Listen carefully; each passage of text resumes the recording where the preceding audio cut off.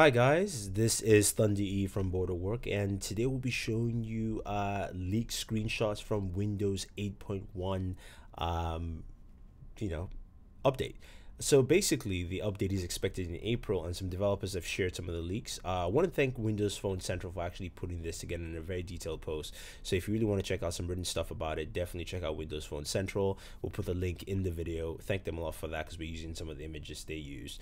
But it's an update we've been waiting for. We've been dying to see, and hopefully it will bring a lot of things. And a lot of things that we've seen from the leaks are actually showcased that in the update, even with this first image we're looking at. So let's take a good look at some of the images we have within this update screenshots.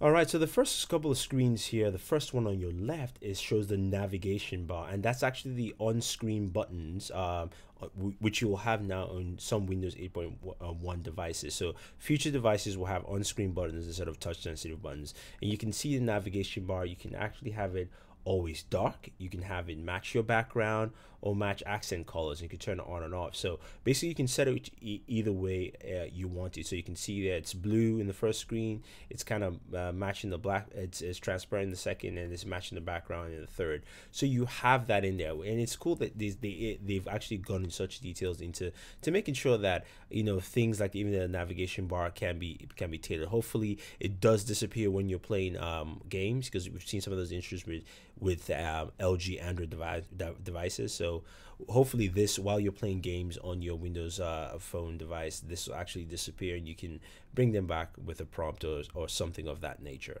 So the next set of screenshots here, starts off with the one on the left that says project my screen, which means that you can project your screen from your smartphone to your TV. Now it looks like you can do this via USB, but also looks like newer devices will be able to do this wirelessly. So you can see the option says it cannot do it right now. You have to plug in a USB device. Now the second screen in the middle shows up photo and camera settings, which allows you to basically show photos in either favorites or single photos and things like that. So more photo settings there. The last one is quite interesting. It's actually NFC settings, which allows you to set up NFC when the phone is locked, when this phone is on, or anytime. But also has a new feature called tap to pay. Tap to pay. So tap to pay allows you to actually pay for purchases using NFC on your Windows Phone device, so which is something really cool and is nice to actually see there. So it's good that Microsoft has activated that feature on Windows Phone 8.1. The next one here is on podcasts. You can see you can actually natively download podcasts through Bing. Let Bing find your favorite podcast so you can search for it. You can also control how you're going to download it through Wi-Fi or through data, and you do have authorization controls for Gmail, so you can see that there. It's nice. Not sure if this is going to be international or just US based, but it's nice to see that they've thrown podcasts in there, and probably you can get our show on there too. Now the next big one here is the notification center, which basically acts as a drop-down notification center like you find on Android, which started it, as well as iOS devices. You can see on the very top of the notification center you have shortcuts for Bluetooth, for Wi-Fi, driving mode, airplane mode. You can also see in the right screenshot there that you can see notifications are broke down into different categories. So it's messaging, you can see the messaging icon, you see the Facebook icon, and therefore you can probably see all the different notifications that come in. So you can access those notifications, and you can all through and through. Now this is shaded off because there's probably some confidential information there, but it's nice to actually see that there on the Windows Phone device. Next up, we take a look at some of the sound settings here. You have ringtones and sound. You can see the new settings menu. In the middle screenshot, you can see separate volume controls from the drop-down menu for notifications as well as media, and you have a shortcut through your sound settings. So that's nice. So they added a lot of features that we've been waiting for to see. And then finally, the last slide on the right, you have geolocation icon. You can actually turn that on and off for if you want devices that show that, to actually just turn that off. So that's an option there for you. Now here are a couple of new options here. You have the first slide on the left says share your share settings. So if you have a multitude of applications which you share with, you now have the ability to go to recent applications. So if you use NFC a lot, of say if it was Twitter, since Twitter is at the bottom in alphabetical order, you can actually easily go to Twitter since it's a recent application that you use. So that's something nice that it's added there. You also have a new screenshot here for battery power sense, basically showing you what application you're using the most amount of battery from your device. So you can go in there and check that out. I'm not sure if you can exit out or not, but probably you can. It looks like there's an X over app 1, but that could just be a dummy app itself. And then finally on the far right, you have the messaging app. But what's really cool, if you look at the third option down, it says you can also, if I'm not mistaken, receive messages from different apps. You can use the default messaging app, but what that leads me to believe is that something like hopefully you can see something like Google Hangouts coming, because now Microsoft is going to allow separate messaging apps. So you can see the Facebook stock app is going to come in. So reports have stated that Facebook's no longer built in, so which means Facebook will probably now come with their own stock Facebook messaging app, and also which can receive text messages too, as well as proper Facebook app fully. So that is very key. That might be something where we might see a lot of these other services like Google services coming into the picture.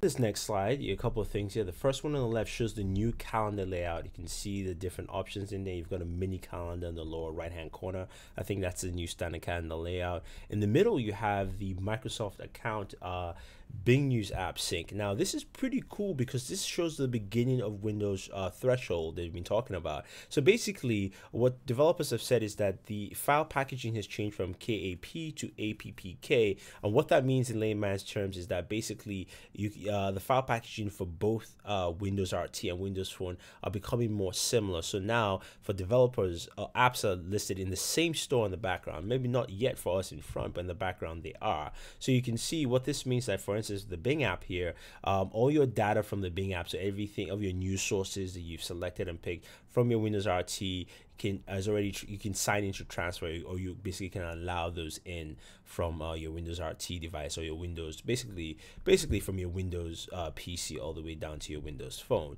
And this option is available for developers to use with the applications that they have, from a Windows Phone to Windows RT to Windows Phone. So what that means is that if you buy a game, for instance, from Windows Phone, you should be able to transfer that data over to your Windows RT. So that's something that's really nice, and hopefully this really gets fleshed out more as we as Microsoft basically works to bring in both codes together.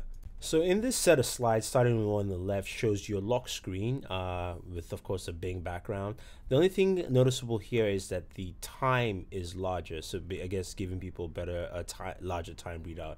Of course, this is the second slide or screenshot in the middle is from Xbox Music. I don't see any changes here that I can pick out myself, but I'm sure someone can point that out. And the last one is very interesting. It's called Advertiser ID. Basically, this app allows you to switch it on and off, and also reset your advertising ID. So it makes it harder for apps to actually connect to your past data. So if you don't want your data to be collected as much, you can actually reset this constantly. If you're if you're worried about that and you're paranoid, this is a great additive. And it might sound pretty silly, but I do like the fact that Microsoft is throwing it in there and say, hey, look, we don't want you to feel like your data is just being sold off unnecessary. You can keep manipulating as much as you can with our OS. Now this set of screenshots, you can see the one on the left pretty much focuses on your start page, and the one in the middle shows more detailed calendar layer. You can see their appointments bottled into that calendar, as well as the mini calendar. But the battery status is the main thing that's pretty key on this slide, because you can see it shows you your battery indicator, shows you if it's charging. It's very detailed breakdown of battery use capacity, and so much info that's either necessary or unnecessary for you depending on who you are. You can close it, you can get info, you can stop charge, you can start charge. So this is a very detailed battery status layout for those who are very concerned about battery life. I want to see how they're using the battery to the best of ability of the device. Now, these three next screenshots are interesting. The first one starting on the left shows YouTube, and what some of the developers have said is that YouTube now plays natively in the browser.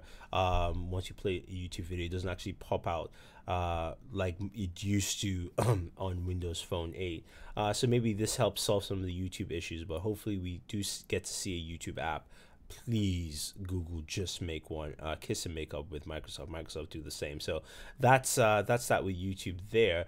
Now, Storage Sense also allows you to do a couple of things. Now you can actually install applications on your SD card. So this is Microsoft really making that better push for low-end devices. So you can imagine something like the Lumia 520, which has 8 gigs of RAM. You really can install applications there. So all you do is installing all your photos on your SD card. But if you get a 64 gigabyte SD card, you can store photos, store applications, and use as much as you want. So that's a nice move there. You can store applications on those devices. You can also download from phone and things like that. Now the third slide is for the new camera app. The new camera app looks like it's taking some features from the Nokia camera app. You can see the camera icon looks like that's a video in the left, and then the middle looks like it's a speed shot. So maybe that might be the standard app also, because we do know they're merging with Nokia eventually. So that might be what we see. You can see a flash. You can see a preview window on the top. So this might just be the Nokia app that's going to be embedded into every Windows phone out there. So we don't know that, but that's a new standard camera application for you. Now the last set of screenshots here starts off with the notification bar on the left. Again, like you started in the beginning, you can set it always dark, so you can't see anything, to match your background or to match accent color. So that's also there. USB settings, you can ask ask me before using USB data connection. So that will always give you a prompt if you want it to be that way. You don't want things just popping up on your PC. And then notify me if I'm connected to slower charge. So if you're using a slower charge, it will let you know. But the last screen on the right is one that's pretty interesting also, is that now that's the new multitask area. Now the back button, according to developers, does not kill applications anymore. It just suspends it. Not sure how much of suspension it is, closer to iOS or closer to Android. And you can still X out applications, but as you can see there, you can also swipe up or down to kill out apps. So just like Android and just like iOS, you can do that. It's much easier, just because you might find a hard time, depending on how small your screen is to X out that application if you choose. But overall, I like a lot of these features. I would love to see more. Of course, we still have to wait till probably around April before we see the whole thing. But since there have been a lot of leaks, I figured I would just share that with you guys and show you what you expect to see Windows Phone 8.1. I want to thank all the guys who leaked it. I want to thank Windows Phone Central for putting up all the slides and a detailed post. And again, check them out. I'm not going to put it on Booredatwork just because they did it better than we would anyway. So definitely check out Windows Phone Central.